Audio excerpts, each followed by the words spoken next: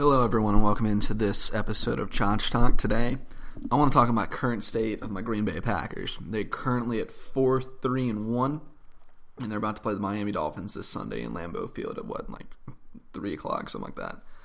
So, first off, I want to talk about the GM, Brian G.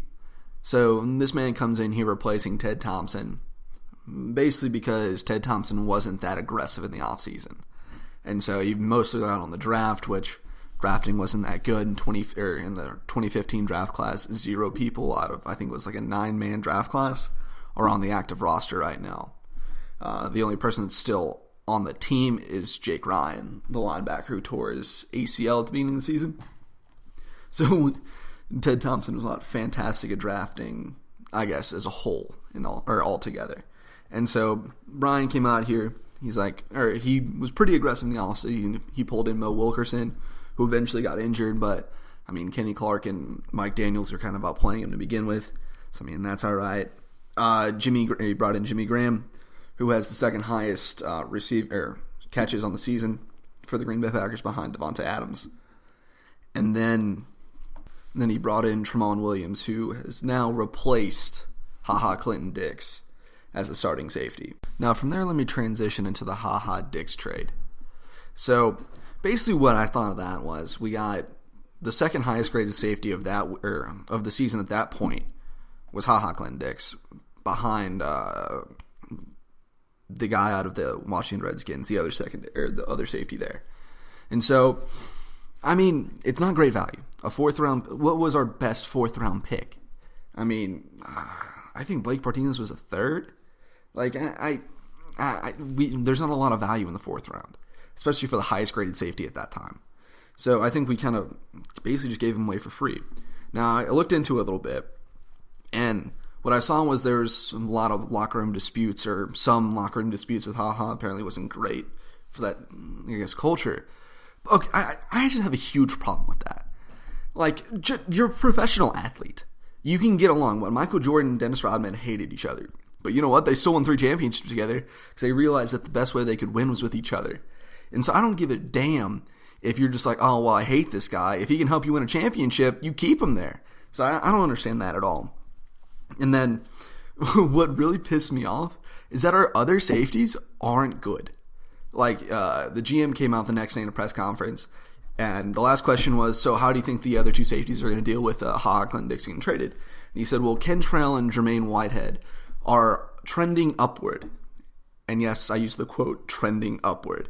So let's go ahead and look at that. So he was traded after the Rams game. So we have the Patriots game kind of as a center point. Kentrell Brice didn't play well. Jermaine Whitehead got injured halfway through the second quarter. And then Josh Jones came in. And Josh Jones, as I've been saying this entire year, is better than Kentrell and Jermaine Whitehead. Also, side note, after a week after, Brian G came out and was like, Jermaine Whitehead's trending upward. He was released. And we picked up some random corner. Are you kidding me? You have to be absolutely joking me. This is insane. And then the last thing I want to say about Brian G is that it just kind of looks like he's just taking apart all of Ted Thompson's roster. He's bringing in a lot of his own guys, getting rid of a lot of guys that we're just kind of scratching our heads, just well, why? You can also say that Clinton Dix won a Morgan Burnett kind of salary, and Brian G did not re-sign Morgan Burnett. But Ha's a lot younger than Morgan. Morgan's kind of a senior vet at this point. And so I wouldn't, I wouldn't mind giving Morgan Burnett kind of cash. Clinton Dix is really good. I don't know what you want me to say about that. And so it just kind of looks like he's trying to play a 4D chess and try to kind of do what before that Cubs GM moved to the Boston Red Sox. I forgot his name. He's just trying to do a 4D chess to prove that he's brilliant. It's dude, sometimes the best decision is kind of like that Occam's razor approach, which the simplest solution is the best solution. It's kind of just ridiculous to me. And then with that, we got to move from the GM to the coach. And so, in all honesty, I don't think Mike McCarthy's a bad coach. I think he was kind of, because he's an offensive-minded HC. And I understand that. But the play calling's getting a little bland now. I was able to predict, I'd say 65% It's just some random dude from Nashville, Tennessee, who's been a Packers fan his whole life, just sitting on his couch being able to guess what we're going to do for 60% of the time. Like, just imagine people who are a lot smarter than me, a lot of people who go in there and know the game. I mean, the offense isn't creative. Like, there's a couple plays I was like, oh, okay. Like, I didn't see it coming at all. Most of it's just like, oh, yeah. Oh, we're running another screen pass.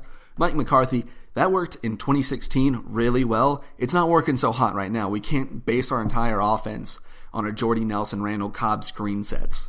Like, I love the slants and the little, like, under screen, wide receiver screen routes that you can pick up a lot of yak on. But it's not working now. It was 2 years ago, Mike. Kind of develop your play calling. And so, with that, I don't know if he's losing the locker room or not. Ty Montgomery, now, there was a whole bunch of things coming out. I was like, oh, well, he wanted to prove his worth, X, Y, Z. Like, if someone tells you to stay in the end zone and take a knee, you stay in the end zone and take a knee. The fact that he took it above and beyond himself to go out there and kind of be like, oh, I'm going to put the team on my back. I'm not going to give it to Aaron Rodgers' hands. Either it shows a lot of disrespect or a lot of hard-headedness. And I'm not entirely sure which one. And then the biggest thing, in my opinion, especially that plagued them last year, is injuries on the offense and defensive side of the ball. Because like Nick Perry's injured, Mohan Wilkerson's injured, Kevin King's injured again. Like, this is ridiculous. And then Brian Bulaga's down.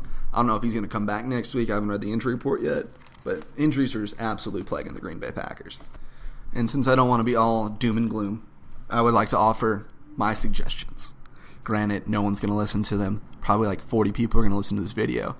But I'll get my opinion out there. We'll see what happens. My first thing.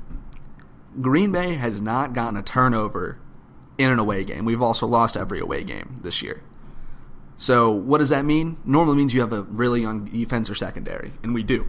We have one of the youngest defenses in secondary slash secondaries in the league. What? Jair Alexander, rookie. Josh Jones, rookie. Kevin King, basically a rookie, second-year guy. Josh Jones, second-year guy. Played a lot last year, not a lot this year. It's just like, it's a really young core. I mean, yes, you can have Tramon Williams out there, but Tramon Williams has never been the premier corner. Even when he was in Arizona, Honey Badger was the premier safety. I'm sorry. So, in the offseason, because honestly, I think the season's kind of a bust. If we do make the playoffs, we're going to be out. We're not making it to the Super Bowl. I know that for a fact. We might make it to the conference finals.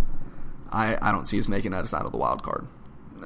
It's not a great team that we put together. So, in the offseason, what I would attack, granted, Patrick Peterson, Arizona said they wouldn't do it. Honestly, 2 first-round draft picks would be worth it for Patrick Peterson. He's one of the best corners in the league right now. I would give up a draft pick for Janoris Jenkins. I would give up a draft pick for Landon Collins. Both those guys for the Giants looking to be shipping away a lot of people. For the right price, I think you can get something from them. And then last, under extreme scrutiny, I will say, I want Earl Thomas. I know he's injured. I know he re-aggravated injury, which is never that good. But having such a veteran player in that secondary who's actually like been a premier safety and not just the old guy Tramon Williams will help out the Green Bay Packers immensely. And then, really, any edge rusher. Like, I understand that we stuck Clay Matthews on the interior for so long, basically until Blake Martinez proved that he can handle the inside by himself. So he's now starting to rush again. And he's done decent. It's just that we don't have that guy who's like, okay, he's going to make the stop on third down. He's going to pressure the quarterback. Watching the New England Patriots game, majority of the passing plays, Tom Brady he had a full pocket for at least like 3 or 4 seconds. Like, normally the quarterback wants to get the ball out within 2.5 to 3 seconds. Like, that's normally when the quarterback's clock runs out or starts running and he starts moving up in the pocket, trying to maneuver. He had a clean pocket the entire time. Like, there's maybe like a few plays. I think we got 2 sacks on him. But you got to do better than that. And then, I don't want to be the guy who comes out and he goes, Mike Bettine, what the fuck you doing? Or whatever the fuck Mike's name is. He's like, let's amp it up here a little bit. We got to start getting ball hawks more. Because the issue last year is that we couldn't get a turnover at all. This year we're getting turnovers at home. We're getting turnovers against the Buffalo Bills, which is why I think because Because as of right now, we're 10th in the league in yards per game against. So our defense is our secondary is the top 10 secondary according to the stats. But we got to remember that we shut down the Buffalo Bills and Josh Allen. Like a bunch of people do really well against the Bills, so the numbers are slightly inflated for all the teams that have faced the Bills so far. But still, I'm not going to come out here and be like, oh yeah, we got a top 10 passing defense when we shut down Josh Allen to 125 yards. That's not really the best way to look at it, in my opinion. And with that, we're 22nd in rushing yards against. We give up 119.6 yards a game. That's a fuck ton. We need to... maybe this is where Mo Wilkerson would come in. But honestly, when I watch Mo play, Kenny Clark and Mike Daniels are significantly better than him. And then another change I would make, Aaron Jones. Give him the ball more.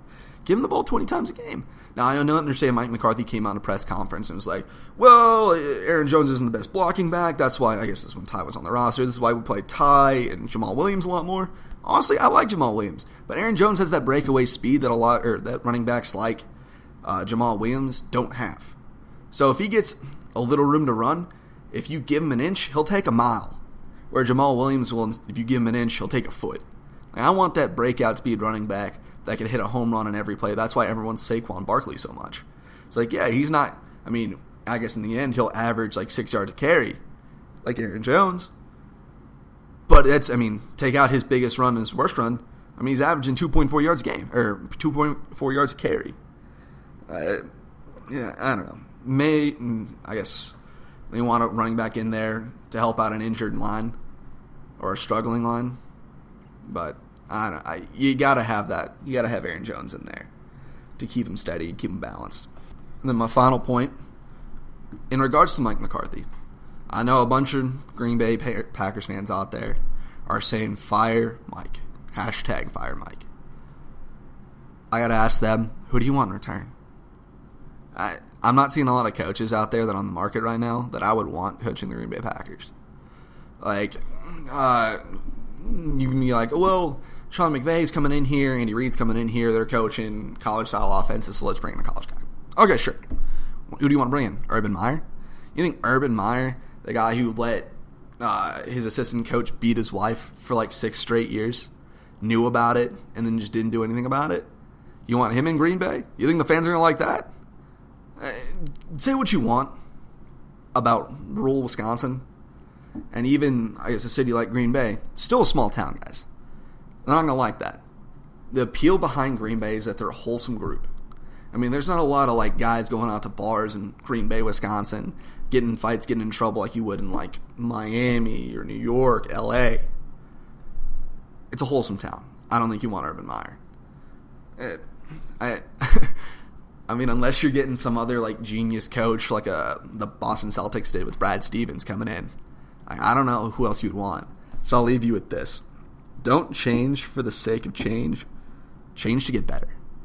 Know that, hey, this person is better than the one we got, so let's change to that. But you have to make sure that that guy is better than who you got.